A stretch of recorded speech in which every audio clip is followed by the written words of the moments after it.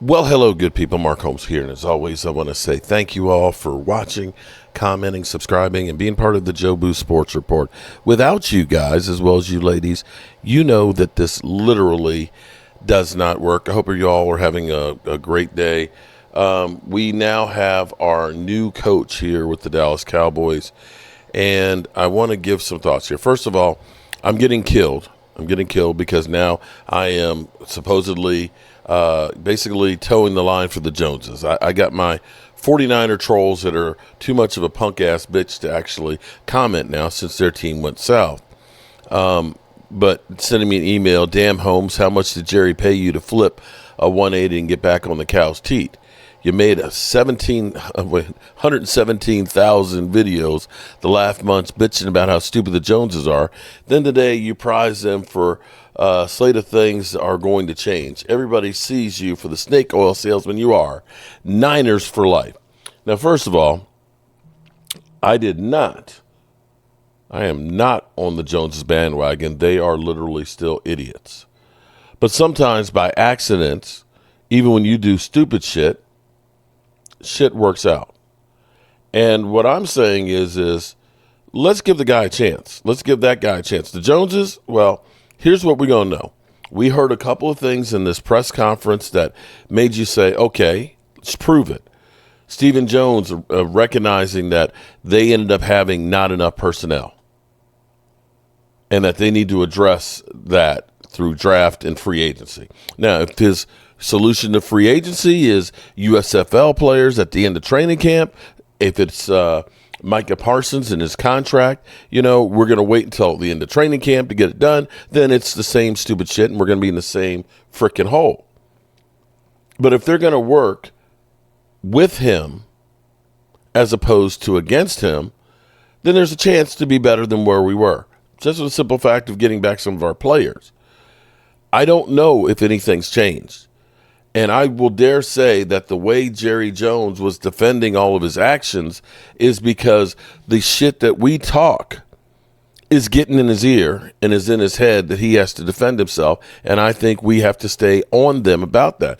And if any of this is going to change as far as how they deal with Brian Schottenheimer, we're going to still have to keep pounding them on these things. But I found, because I remembered it doing it right here, first press conference that I heard of Brian Schottenheimer after he took over for Kellen Moore, that it was almost refreshing, and I was like, okay, yeah, I could get on board with that. And I'm going to say, when I watched this press conference, not so much listening to Jerry and his bullshit, because Jerry Jones, one minute he was, I'm not going to take a risk on somebody else because that's too much risk. And then he turns around and says, hiring Brian Schottenheimer is risky. Well, wait a minute. So which is it?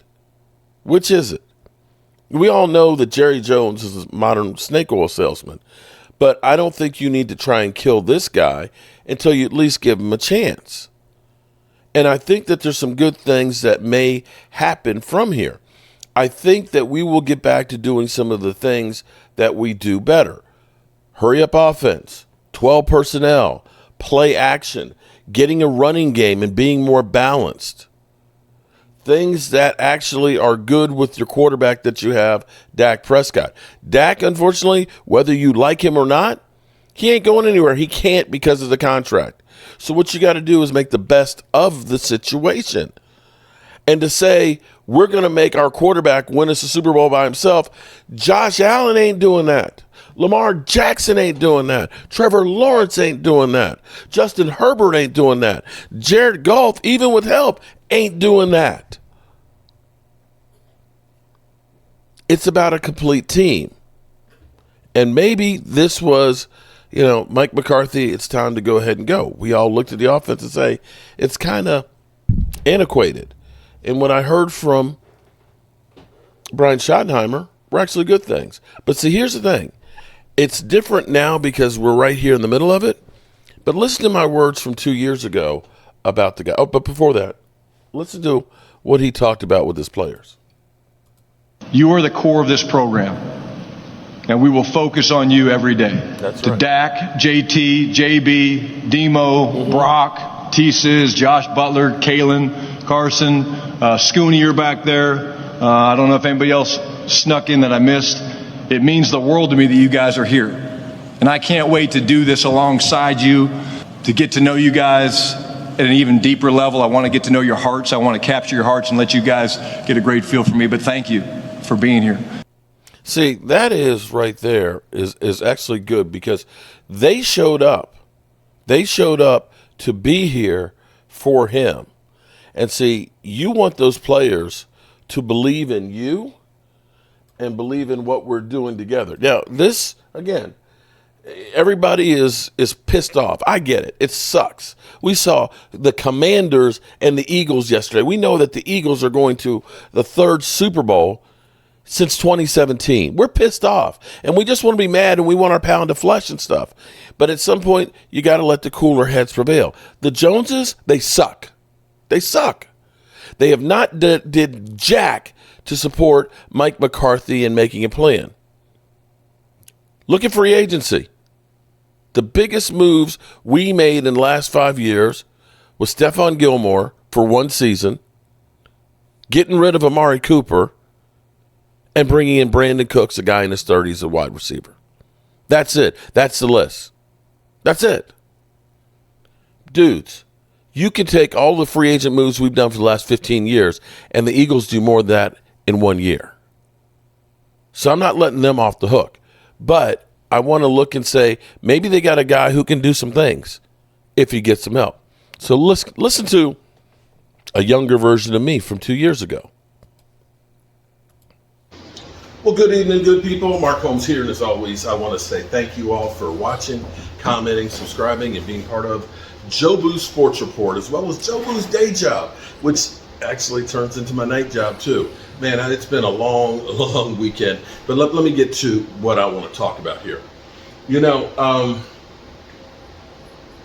the talking heads, of course, have been killing Mike McCarthy and things, and they keep swearing that Kellen Moore was the reason why the Cowboys were able to do things, and that Mike McCarthy just fell off the salad truck.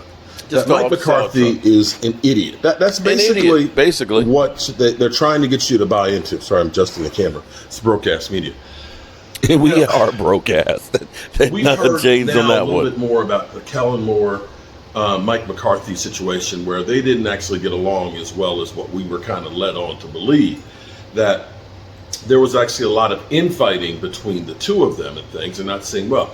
And see, I understand what Mike McCarthy had to do. Mike McCarthy couldn't come in and just like overrule Kellen Moore, because Kellen Moore was the favorite son, or the Jason Garrett replacement. And had Mike McCarthy come in and just basically try and took over, if it failed or anytime it didn't go right, he was going to be the fall guy. So he played it the right way. He bought his time, and let Kellen Moore do Kellen Moore and things. And when it failed, then Jerry Jones comes to him and says, what do we need to do differently? And that's how he played it, and he played it perfectly. That's why now he's got full autonomy. That's why he got Brian Schottenheimer. And I will say, Brian Schottenheimer is the anti-Kellen Moore. See, observations from last year training camp. You know, I was there, my buddy Law Nation. I wish I was there this year. Just couldn't do it this year. And the thing is, it's like this. You go for a week, you get 3 practices. You spend a couple $1,000s for a couple of practices, because that's what it really amounts to by the time you pay for the plane trip, pay for the hotel rooms for those nights and everything else. But be that as it may. Be that as it may.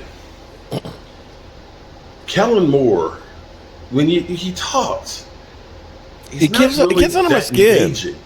Yeah, and what not you engaging notice at all. when he's in training camp, it's like you see Dan Quinn, who's out there running around with the guys. You know, he's jumping in at nose tackle and stuff. You know, he's pumping the guys up. You see He knows his camaraderie between the coach and the dynamic and the players, that they buy into what he's doing. You don't see that with Kellen Moore.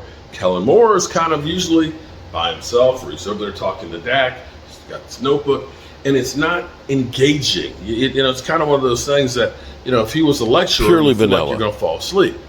I could listen to Brian Schottenheimer all day, and here's where you understand the dynamic between Brian Schottenheimer and Mike McCarthy, where as opposed to Mike McCarthy, going through and Kellen, don't do this, Kellen, don't do that, and biting his tongue, he now has a guy who's going to work with him in real time. And I will say that at least on paper, what he has done by getting the analytics people and by surrounding himself by people who are like-minded that hopefully will be working in the same direction, you're going to get a better result.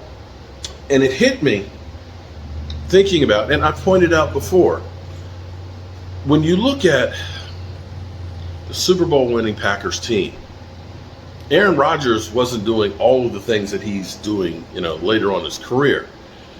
You look at the team, the way it was constructed, they had a lot of wide receivers. A lot of great wide receivers. Great ones. They went They four were deep. deep. I mean, they had, Four deep. their 4 starting wide receivers, guys like Greg Jennings. Donald and tight Driver. ends, they had Jordy a lot Nelson. of tight ends. Running backs, they didn't have big, I think that Eddie Lacy was like the big back, but the Super Bowl year, I think he only had like 700 yards. Leading back. They 700 had yards. running back by committee. So it wasn't that they had just one big playmaker at any of the positions, at tight end, at wide receiver, at running back. It was a group of guys that death by 1,000 cuts. Yep. I'm going to get, 700 yards from this receiver and 900 yards from this receiver and 600 from that one.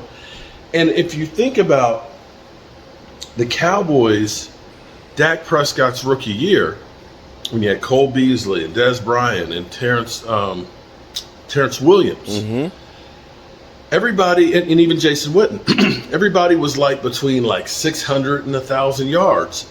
And they were all collectively, they weren't Pro Bowlers, but they were all guys that were catching stuff. So it wasn't And they had one a running guy. If game. you stop one guy, there's another guy who's going to be able to pick up the slack.